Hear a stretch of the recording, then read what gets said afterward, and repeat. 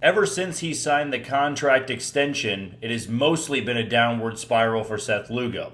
We'll dive into it next on Locked On Royals.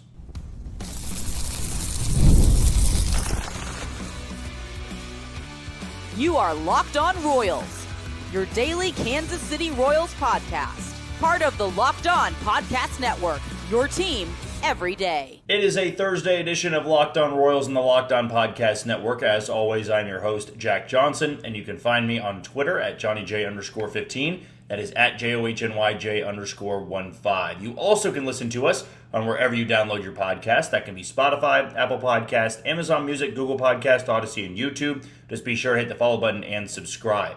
For you first-time listeners wondering what to expect from this channel, we bring you episodes Monday through Friday, 30-minute episodes in length, and we also have the Locked On Royals postcast, which is hosted by Chance Lebo, where he goes to you live for about 15 to 20 minutes after the game. So you can go and check out his most recent one. Just go to our YouTube channel where you find all of our episodes, and you will find Chance's as well. Before we get started, I want to tell you that today's episode is brought to you by FanDuel. The biggest stage in world soccer is here. Let there be goals on FanDuel. Visit FanDuel.com to get started now. And tomorrow will be our mailbag episode. If you want to be included, all you need to do is respond below to this video, title your comment Mailbag Friday, then put your question. I'll also be putting out a tweet here as soon as I wrap this up. So if you're on X, Twitter, whatever you call it, you can just respond below with your question there as well.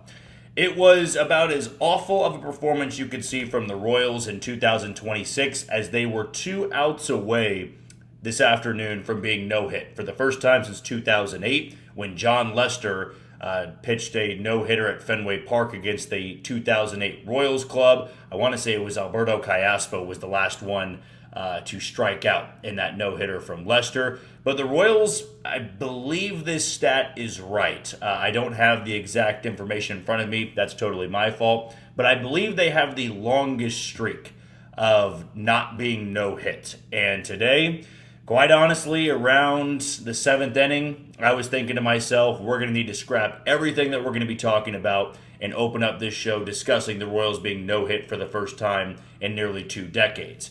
Carter Jensen, though, was the one to park one into the seats, a 2-run shot. So you end the no-hitter off Craig Kimbrell, and you end the shutout. Ian Seymour did the bulk of the no-hit innings today. He was absolutely dominant against the Royals. They barely got any good swings against them. And on the mound, it was an equally as frustrating day for the pitching staff. Seth Lugo, who we're going to talk about, was just putrid in this outing. And the bullpen wasn't much better. And Tyler Tolbert was a part of that bullpen, and he got rocked for 5 runs in the final inning there. And he was just lobbing it up there at 40-some miles per hour. But I will say this, I wonder if the Rays teeing off on Tyler Tolbert, and I understand why they went to Tyler Tolbert. Mostly you see those guys in 14-1 games, but it was only 8-0.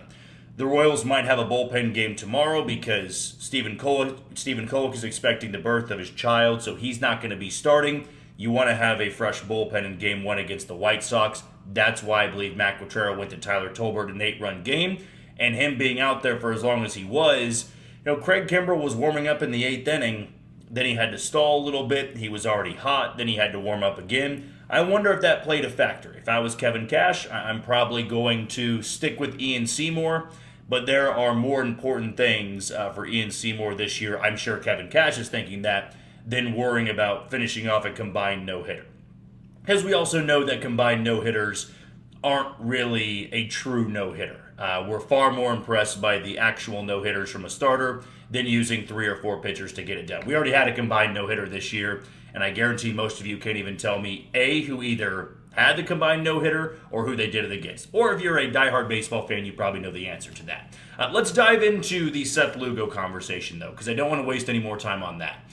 It has been mostly a downward trajectory for Seth Lugo ever since he signed that contract extension. And going back to 2024, when you saw the great numbers from Lugo, when he was a top 3 finalist for the Cy Young Award. Now, he wasn't that close to winning it, of course, because Tarek Skubal was so dominant, but Seth Lugo had a very, very good 2024. He went over 200 innings. His ERA was exactly 3. He did everything you needed him to do in his first year in Kansas City. Last year, you saw brilliant Seth Lugo for the first half. He was a hot trade topic. And then around the trade deadline, the Royals elected to give him a contract extension instead of shipping him off elsewhere. And at the time, I thought, it's not the worst thing in the world. Seth Lugo is very durable. He's very consistent. I'm not all that concerned about the age because he's not somebody that relies on power. He relies on finesse, all the multiple pitches, the spin rate he has on his curveball. But it has just not been the same Seth Lugo since he put, pen to paper. The ink could barely dry before he was already getting rocked again out there on the mound. And it was, a guy that you didn't even recognize starting every fifth day for the Royals. He wound up on the injured list to close out last year. Early on this year, you saw the flashes and the shades of old Seth Lugo. And now we're getting back into that trend of not seeing a very effective guy that's going out there and giving you a quality start every time he grabs the ball. I'm not going to say bump him from the rotation, nor am I going to say that at any point this year. The Royals don't have the luxury of moving Seth Lugo to the bullpen, and he doesn't have a lot of trade value right now because of the age, the numbers, and the contract. And so one thing I wanted to highlight was even in 2024, because that's where I was originally going with this, the advanced metrics, the underlying numbers, never supported that ERA and the inning workload. He used a lot of different pitches, but many people, even in that first season, were saying, look, in the second half, he's going to get roughed up a little bit because he's being a bit too aggressive in the zone. I remember some national analysts were saying he pitched very well in the first half, but he's also a guy that's not going to blow it by you. Yes, he has all these kinds of pitches, but what happens when those aren't working as well for him anymore? You can't really rely on 8 or 9 different pitches when 2 or 3 of them aren't working as well as they were in the first half. You're getting hit harder. You're walking more guys. The command's not as sharp. But he was fine mostly in the second half. He did have that slump, but then he got out of it right before the postseason. Last year, he wasn't really able to get out of that slump after he had the contract extension. And the underlying metrics were not good whatsoever. They were worse than they were in 2024.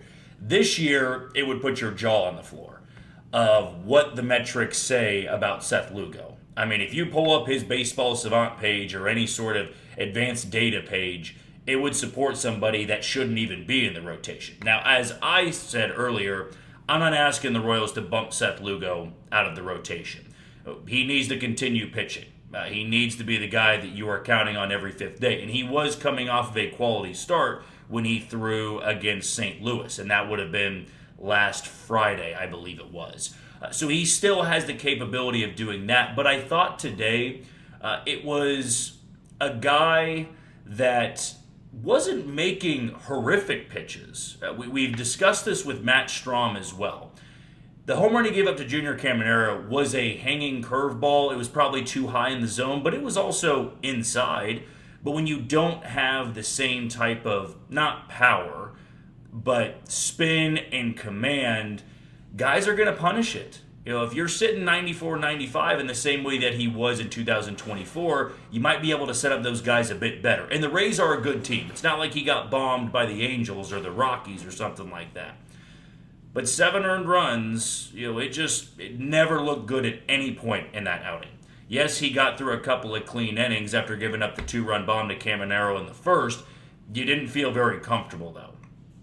And whereas Michael Wacha has dealt with some issues from time to time this year, he might still have a plus pitch with that changeup. And when his fastball's on, you get outings like we saw on Monday where he went 7 innings of 1-run ball. But with Seth Lugo, you've now got a large enough sample size from the time he signed the extension to now where you might ask the question, has Father Time finally caught up to him?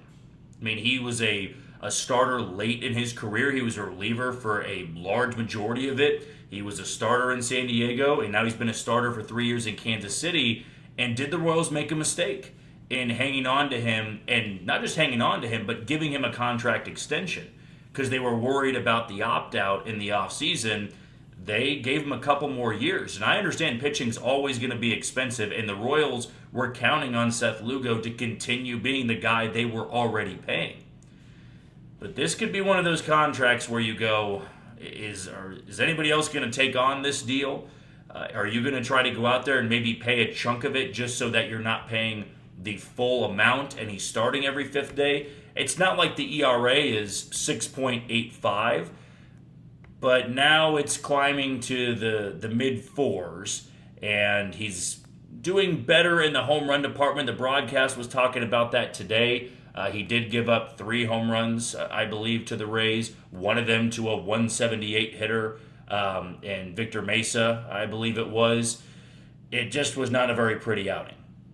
And he doesn't have the same sharpness that we've been so used to. Really, the first year and a half of Seth Lugo, as dialed in as you could possibly be, if you were going out to Kauffman Stadium to watch, you probably hoped either Seth Lugo or Cole Reagans or Michael Wacha was pitching. But with Lugo, even though it wasn't going to rack up the strikeouts, you could say it's probably a quality start. I mean, he's going to leave in the 6th or the 7th inning, and there will be 3 runs or less that the opponent has scored. Now, you're starting to wonder if Lugo can get through 5, and you don't really know what the run total is going to be. Like I said, he was coming off a quality start, so it's not like he's had 7 awful outings in a row. But this is kind of around the time where Lugo starts to regress a little bit. And it's why earlier on in the season, I had wondered with Wacha and Lugo, do you go to the bullpen a little bit earlier because you need to save their arm for the second half of the season? Well, that only really matters if you're in postseason contention, which the Royals are not. I'm not sure if they're going to get many calls on Seth Lugo, but I'm starting to wonder if the trade value is even there. That was not a pretty start today. We'll see what he does next go-around, which should be against Philadelphia next weekend. That should be the next time that he's lined up to start. Are you concerned about Seth Lugo? Do you see him getting moved at the deadline? Let us know in the YouTube comments below. When we come back, it always seems to be 2 steps forward and 2 steps back for the Royals in 2026. Why is that the case? We'll tell you next on Locked On Royals. ED is way more common than most guys think, and millions of men deal with it at some point. HIMS offers a simple, convenient way to take care of your health by connecting you with licensed healthcare providers online and giving you access to personalized treatment options from the comfort of your home. No awkward appointments, no pharmacy lines, just a straightforward process designed to make getting care easier. Taking care of yourself shouldn't feel complicated, and HIMS makes the process private and easy to navigate. It's healthcare built around your schedule and your comfort. Between work, family, and everything else going on, finding time for appointments can be tough. Having access to licensed providers online means you can provide your health without having to rearrange your entire day. To get simple, online access to personalized, affordable care for ED, hair loss, weight loss, and more, visit hims.com/lockedonmlb. That's hims.com/lockedonmlb for your free online visit. hims.com/lockedonmlb. Prescription required. See website for details and important safety information. Slide and Fill is a generic version of Viagra, and Viagra is a registered trademark for Viatris, Specialty LLC. HIMS is not affiliated with or endorsed by Viatris.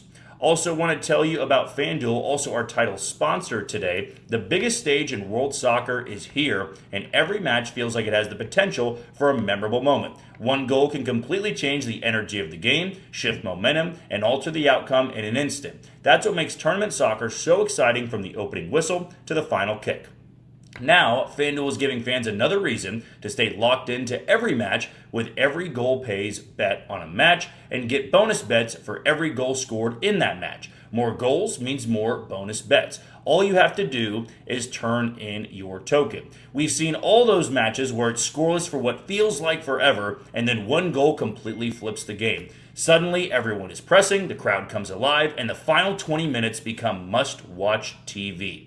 From the opening whistle to the final kick, let there be goals on FanDuel. Visit FanDuel.com to get started now. On to segment number 2 of Locked On Royals and the Locked On Podcast Network. I'm your host, Jack Johnson. A reminder, if you want to be involved in our mailbag episode tomorrow, leave your question below on this episode. Title it Mailbag Friday, so it's very easy for me to find the notification.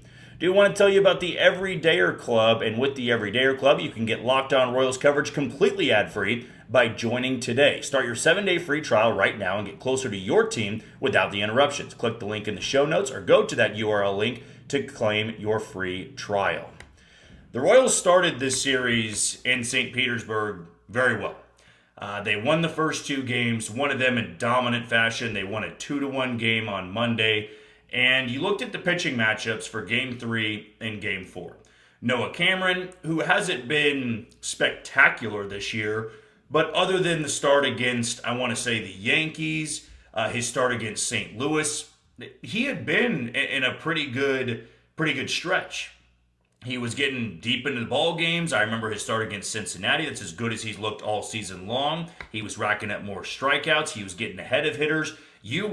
Noah Cameron is lined up to start on Wednesday, and you're going to have Seth Lugo for Thursday.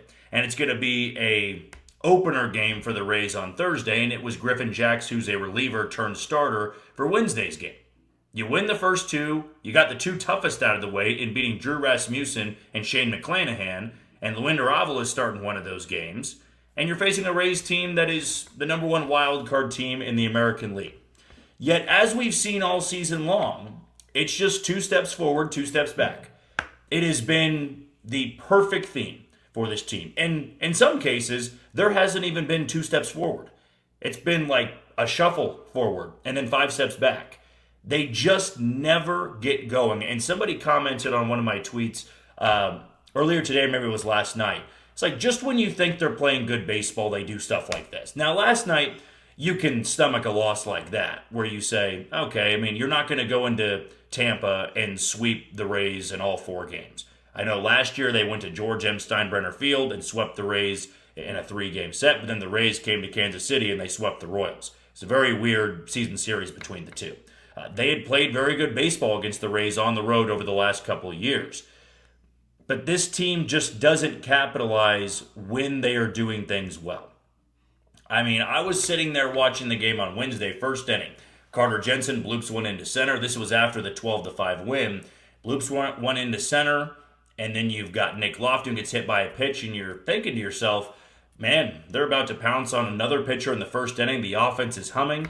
Find a way to win the first 3, then you've already won the series, and anything after that is just icing on top. And then you have a very pivotal series in Chicago, where that's a first-place team. You would be, give or take, 7 to 7.5 games out of first place. Go see if you can win a road series and feel dang good about your road trip. Now you limp out of St. Pete because you nearly get no hit and you cough up 13 runs. And you faced Ian Seymour, who, look, he was great today, had great deception. I will, for the life of me, never be able to understand why the Royals could not hit soft-tossing lefties. Like, you can, it is free money. We talk about where you can place bets on this podcast. But if you were to go over to FanDuel and see a lefty who the Royals have never seen, and he is sitting 90 to 92, I would take the over on innings pitched, I would take the under on runs allowed, and under on hits allowed. I do not know what drives them crazy, drives them mad, where they can just not see somebody like Ian Seymour. How do they go up against Shane McClanahan, who's a lefty who has been one of the top pitchers in this sport before, and you just tee off on him? So why can you do that against Shane McClanahan and not Ian Seymour? How is that even possible? But it's been a thing for years now, where you get somebody they've never seen.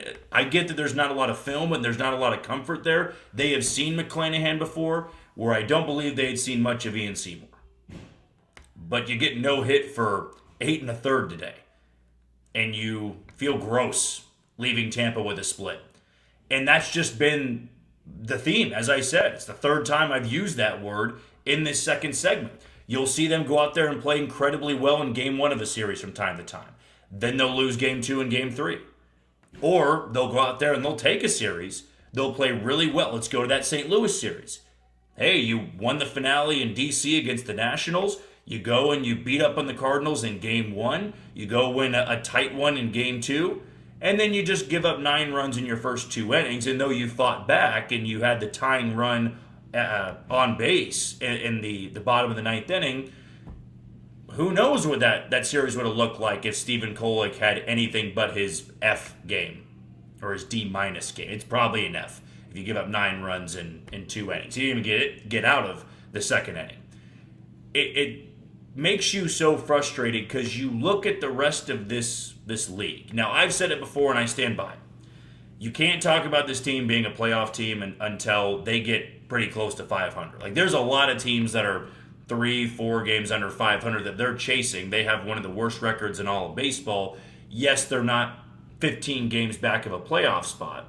Like, it's doable with a couple good weeks, but they have not put together a couple good weeks at any point this season. Because you go 2 steps forward, and when you think, no, maybe 5 wins in a row, 6 wins in a row can get this thing going, they can't get it done. Now, today, that was the perfect example of what a game looks like once, playing guys that aren't used to playing every single day. Like, this is what usually happens once they're overexposed a bit.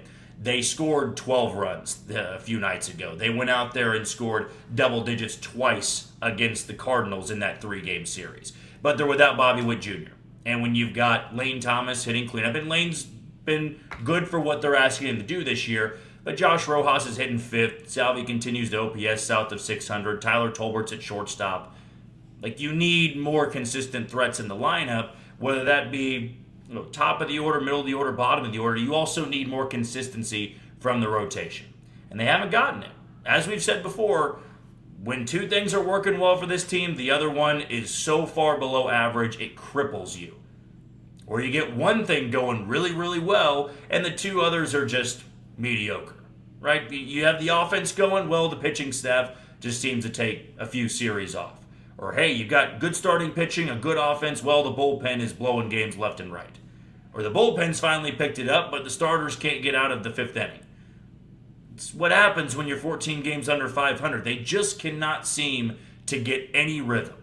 I picture it with this analogy of an animal or maybe just a human. I don't know. It doesn't really matter for this part of the analogy. When they're learning how to walk. And you get like 1 or 2 steps in and then you face plant.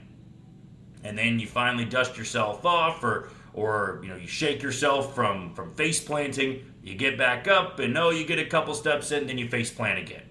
And you're trying to catch up to the rest of the pack. You're trying to catch up to who's ever in front of you. And those teams, they'll stumble. Some of those teams are just laying there, giving you an opportunity to go and pass them. And you can't do it. You can't find your footing. You constantly slip up. You're constantly face planting. And it's just, you can't get all 3 phases of this game going at the same time. Whether that be due to the talent of the actual player or the injuries that have been piling up, it's frustrating. You win the first 2 against 2 really good pitchers and the offense looks good. And then you score 3 runs over the final 2 games and you give up, 18 runs? You get 2 below average starts from Noah Cameron and Seth Lugo. You need those guys to be on their game when you're trying to go for a series win against a good team in the American League. Now you're going up against the first place team in the White Sox, and you don't know who your game 1 starter is going to be, at least at the time I'm recording this. I don't know who that's going to be. We'll find out, though. Okay, let's take our final break of the show. When we come back, I do want to touch a little bit on the struggles of Isaac Collins and how much that has burned the Royals this season. We'll talk about that next on Locked On Royals. Running a business shouldn't feel like you're trying to connect a bunch of systems that were never designed to work together. One app for accounting, another for inventory, another for sales, and somehow none of them talk to each other. That's where Odoo comes in. Odoo is an all-in-one business management software that brings every part of your business together in one powerful platform. From sales and accounting to inventory and marketing, everything works in one place, helping your team move faster, stay organized, and focus on growing the business instead of managing software. The best organizations know that success isn't just about talent. It's about having everyone working toward the same goal, and that's true in sports just like in business. You can tell this wasn't a reactionary move. The organization had a vision, stuck to it, and now you're seeing the results because everyone was working from the same playbook. And great organizations win because operations matter, and that's why you should get Odoo. Try for free today at odoo.com/lockedon. That's odoo.com/lockedon. Also want to tell you about Indeed. Workplace chaos can show up fast. That's where Indeed Sponsored Jobs comes in. Indeed Sponsored Jobs helps you reach candidates who actually fit what you're looking for based on skills, experience, and location. Finding the right person can make all the difference, whether it's building a business or building a winning team. And the best organizations aren't trying to look at every possible option. They're focused on identifying the people who truly match what they're looking for. When you can spend more time evaluating great candidates and less time searching, everybody benefits. That's exactly what Indeed Sponsored Jobs is designed to help businesses do. Spend less time searching and more time actually interviewing candidates who check all your boxes. Less stress, less time, more results. When you need the right person to cut through the chaos, this is a job for Sponsored Jobs. And listeners of this show will get a $75 sponsored job credit to help you get your job the premium status it deserves at Indeed.com/podcast. Just go to Indeed.com/podcast right now and support our show by saying you heard about Indeed on this podcast. Indeed.com/podcast. Terms and conditions apply. Need to hire? This is a job for Indeed sponsored jobs. We are wrapping up this Thursday edition of Locked On Royals and the Locked On Podcast Network. I'm your host, Jack Johnson. And one last reminder, Mailbag Fridays tomorrow. You want to be involved, get your questions in below, and I'll try to answer as many as I can in tomorrow's episode. A big reason why the Royals have struggled so much this year, in my opinion, is that Isaac Collins has not been the same hitter that he was for the Brewers in 2025. And maybe that's picking too much on a guy, but he was seen as your big-time acquisition for the offense. And though Jack Caglione was seen to be this type of bat, where when they had conversations at the winter meetings, they had conversations going into spring training, it was, Jack Caglione's going to be our impact bat. But you round out the lineup a little bit more by bringing in Isaac Collins, who was top 5 in Rookie of the Year voting. He had an on-base percentage near .370. His OPS plus was nearly 20 points above league average. You were getting somebody that you could hit near the top of the order, 6th in the order, maybe bottom of the order where he is now. He's a switch hitter. That gives you more flexibility in the lineup. But all around, I mean, Isaac Collins has just been a disappointment. And it's back-to-back years where you brought in a bat to help lengthen out your lineup, and that player has severely underperformed. Now, all you sent away was Brady Singer last year, and you sent away Angel Serpa this year. But Collins was a well above average defender in Milwaukee last year. He was an above average bat. He was young, cheap, multiple years of control. Everything you could hope for, and just adding another outfielder when the Royals had dismal outfield production, Isaac Collins was the guy that you wanted to go out there and get. What I should have paid more attention to, because I've done it with pitching before, because the Brewers have their pitching lab and they can constantly churn out talent. And when they trade away somebody, even in the moment when it looks like that guy is still at the top of his game, the next year he just struggles like no other. I mean, I remember when the Yankees acquired Devin Williams. And at the time, Devin Williams, he wasn't healthy for an entire season, but he's still Devin Williams. I mean, he's one of the more unhittable pitchers you could have in your bullpen. And what does he do for the Yankees? He really, really struggles. I mean, he's getting booed off the mound early on in the year. But at the time, everybody's going, why is Milwaukee, who's contending right now, trading away a guy like Devin Williams? Because they feel like they can replicate that guy. And they did it with Caleb Durbin in Boston. Caleb Durbin was great for them over at third base. And what do? They get Kyle Harrison, who's now phenomenal, right, in that rotation. For Isaac Collins, it's good that the Royals only gave up on Angel Serpa, and he's not in that bullpen shoving right now. He's out for the year and might miss a chunk of next year. But they knew in the trade Isaac Collins, they felt like what they were getting out of him, or what they got out of him in 2025, that was the best it was ever going to be. And the Royals were in a position where they wanted to upgrade, and he just has not been the same hitter. And I imagine if you just took the numbers that Isaac Collins had in 2025 and you put it in this lineup, now start to dream a little bit when it's a healthy lineup. You've got Caglione playing the way that he is in right field. You've got a platoon that, for the most part, would be working. I know the Royals are dealing with a variety of injuries. But let's say Kyle Isbell was still out there. And Lane Thomas was doing what he's doing against lefties. Okay, so that box is checked. You signed Lane Thomas to be hitting lefties. It's what he's done this year. Now, Garcia, Gold Glove defense, can hit at the top of the order, be your leadoff man. Bobby's going to do Bobby things. Look what they've gotten from Michael Massey at second base. Now, Vinny Pasquantino's been a disappointment, so is Salvador Perez, but Isaac Collins being a top 5 hitter on this team and having good defense in left field, imagine what that could have done for the entire lineup. How you'd be feeling differently about this lineup. But that's not reality. I can play the shoulda, woulda, coulda, and what if game all day long for the rest of the season if I wanted to. But it doesn't do anybody any good because injuries happen, guys regress. There's a reason that the Brewers gave up not only Isaac Collins and Nick Mears for Angel Serpa. Like, there is a reason why they did that. They felt the best of their baseball had already happened. And they had high hopes for Angel Serpa. And to be honest with everybody here listening, if Serpa didn't get hurt, he wasn't pitching well before the injury, he would have hit his stride midseason. Not trying to be a pessimist, and it's a terrible trade for the Royals. It probably will end up just being a wash unless Isaac Collins really turns things around. But the Brewers always seem to make those trades work out. They always seem to do, at least in their new regime. They get the most out of a guy, then they flip him the next year. And then they're never really heard from again after that. I mean, Caleb Durbin, he's been hotter for Boston of late, but his struggles early on in the year put them in quite a hole as well. That's going to do it for another edition of Locked On Royals and the Locked On Podcast Network. I've been your host, Jack Johnson. If you never miss an episode, the Everydayer Club is built for you. Get Locked On Royals ad-free, plus members-only Discord access, and more. Head to the URL link below to join the club, and for those of you on video, we send you to the first ever 24/7 national Locked On Podcast Network YouTube channel. On audio for your second listen, go check out Locked On MLB. Until tomorrow, you take it easy, Kansas City.